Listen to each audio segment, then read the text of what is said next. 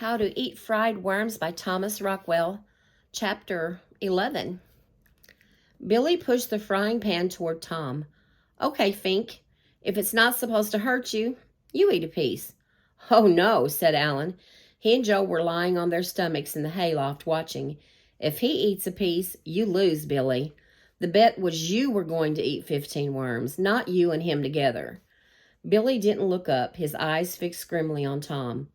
All right, then I'll go dig another worm just for him. He's so big telling me, hurry up, I can't wait around all day. Don't be a sissy, all right now. I didn't say sissy, said Tom uncomfortably. I just said if the first 4 worms didn't kill you, this one won't. I can't help it if my mother told me to be home by 2 today. She's going shopping, so I have to tend to my brother. Yeah, said Billy. Okay, so we'll just have time for you to eat a worm before you go. Come on, where's the shovel? Here, said Alan from the loft. We brung an extra today. A worm dangled squirming from his fingers. He dropped it to Billy. It's not cooked, said Tom. I'll do it, said Joe, scrambling down the ladder. He took the worm from Billy and ran out, then ran back and grabbed the frying pan. Tom sat down on an overturned pail to wait. He didn't want to eat any worm. It wasn't his bet.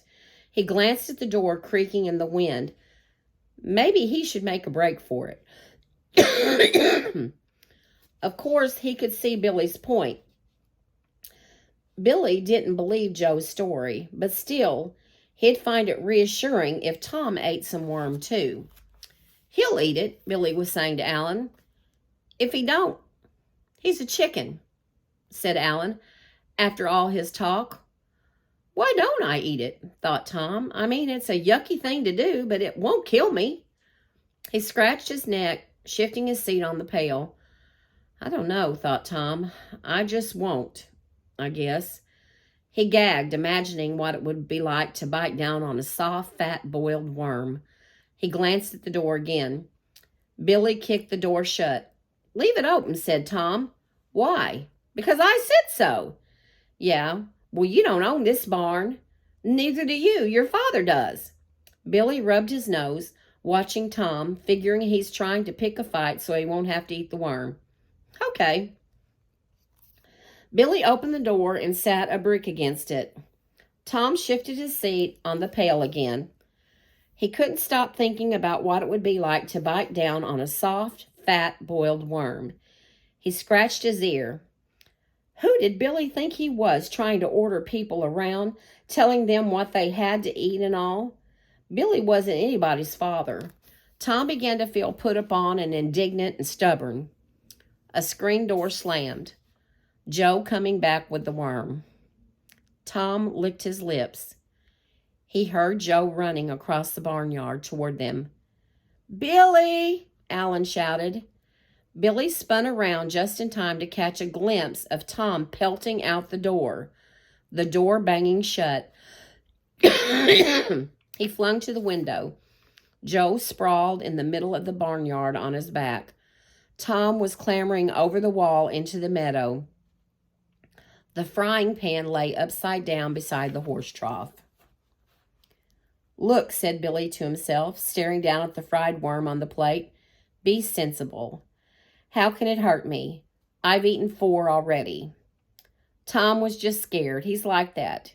He eggs other people on, and he never wants to do anything himself. Give up, asked Alan. Come on, said Joe. We haven't got all day. 5 more minutes, said Alan. Then I win. There is no time limit, said Billy. For the first time, he wondered what he'd do if he lost. Where could he ever get $50? But how could he eat 10 more big, fat, ugly, soft, brown things? He couldn't ask his father for $50. He heard Alan and Joe whispering together. He's going to quit. Yeah, I knew he'd never make it when I bet with him. He talks big. Him and Tom are just the same, but they never do anything. Billy gritted his teeth, glopped on ketchup, mustard, salt, grated cheese, whatever was on the crate, anything, everything, and then he grabbed up the worm and tore it apart with his hands, stuffing it into his mouth, chewing and chewing and swallowing and gulping. Then, panting, he reached out and wiped his gooey hands on Alan's trousers and grinned messily up at him, and then said, "There, 5." That night, Alan asked his dad to show him $50. After that, he couldn't sleep. Tossing and turning in his rumpled bed, suppose he lost. He could just see himself asking his father for $50, begging for it, on his knees, tears streaming down his cheeks. And then at Thanksgiving dinner, cringing while all his aunts and uncles and cousins roared over his father's story of Alan's bet. He slid out of bed and snuck down the carpeted hall to his parents' bedroom. "You got to wake him, Mrs. O'Hara. You got to," he whispered into the phone. "It's an emergency. I got to speak to him."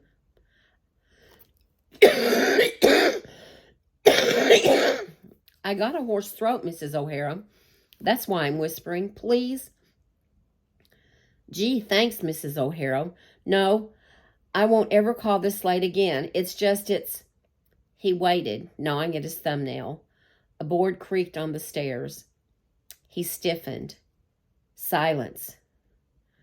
"What'd you want?" said Joe suddenly over the telephone. "Gee, I was sleeping. You woke me up." "Joe, suppose I lose. My father'll never let me take the money out of my savings account. I know he won't. You think I'll lose, Joe, huh? Huh, Joe? Tell me. Give it to me straight, Joe. I gotta know. I can't sleep." Joe said, he sighed, "Look, I told you this afternoon. You got nothing to worry about. He's cracking. Sure, he ate that one today. Sure, he might."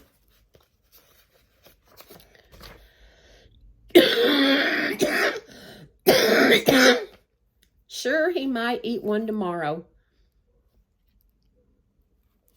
Then I guess the call ended, because that's where it ended at.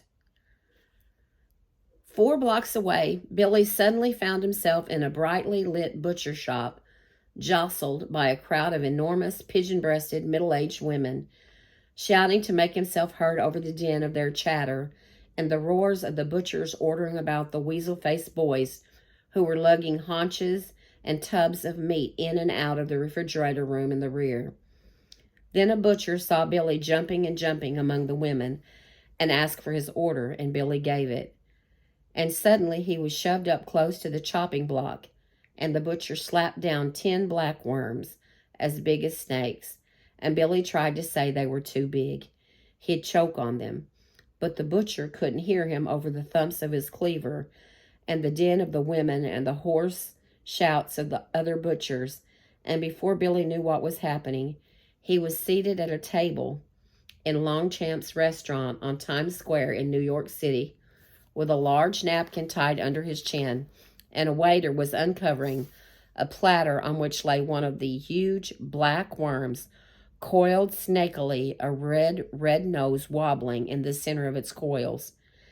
"How can I ever finish it?" said Billy, and cut into a mammoth coil. Steaming pink juice flooded out. Billy ate and ate and ate and ate and ate, and then looked, and he must have eaten more than that. And then he looked again, and there was no hole at all. He had eaten and eaten and eaten, nothing at all. And then he felt something cold on his ankles and looked under the tablecloth, and there were 2 more of the huge worms wound around and around his ankles. And then he felt something weighing down his arms, and he looked, and there was another worm wound around his arm, glaring hungrily at him with its bloodshot eyes, and from everywhere in the vast room, winding between the tables, waiters approached, carrying huge silver serving platters. Billy opened his eyes. For the first time, for the first moment in the moonlight flooding his bedroom, his 2 bare feet sticking up out of the bottom of the covers looked like 2 huge white worm heads. And then he realized that he had been dreaming and sank back into his pillow. The nightmare melted away. There were no huge worms as big as pythons. He was home in bed. His parents were asleep in the next room. His stomach rumbled. But suppose Joe hadn't been lying? The hair stood up on the back of his neck. Or suppose Joe had made it all up, but had been right anyway, without knowing it. A shutter banged. Billy glanced out the window and saw the moon riding among the tossing leaves. His stomach rumbled and gurgled. He groaned. Suppose he was dying. He'd heard of people waking up in the middle of the night with pains in their stomachs, and then as the windows turned gray in the dawn, they died. Toadstools, soured lobster, tainted pork. That was a pain. He clutched his stomach and, groaning, half fell, half staggered out of bed and hobbled toward the door, bent double. Maybe there was an antidote, he whimpered. It didn't hurt a lot, but nothing ever did to begin with, did it?